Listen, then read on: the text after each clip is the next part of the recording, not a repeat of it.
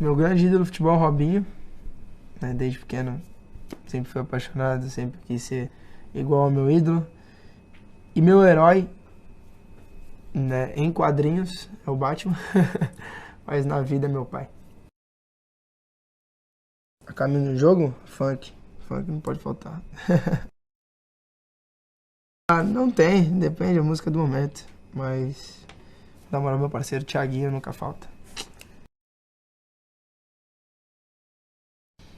Eu gosto muito de basquete, gosto de acompanhar, gosto de assistir, gosto de brincar de basquete.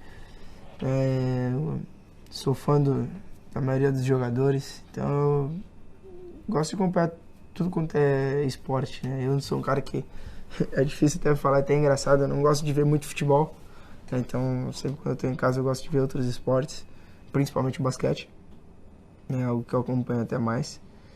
E acho que a ligação é por ser atleta, né? Por admirar outros atletas também, porque eu sei o quão é difícil, né? Se manter no topo, chegar num alto nível, manter um alto nível.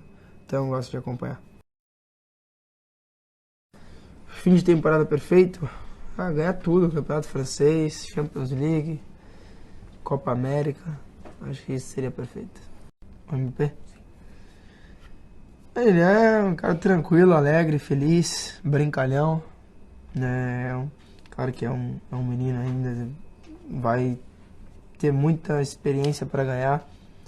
É, para mim é um fenômeno hoje e com certeza, né, ele pode ser, né, muito maior, né, do que ele já é hoje e sem dúvidas vai ser um dos maiores nomes do futebol. Os dois primeiros dias foram tristes, né, foram ruins e depois dali tem que acordar, tem que aceitar, né, o que aconteceu.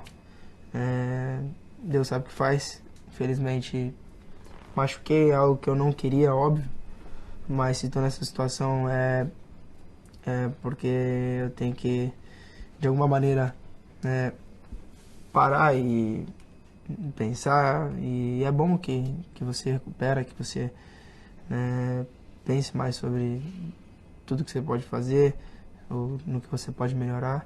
Então, com certeza, voltarei, né, o mais rápido possível que eu quero.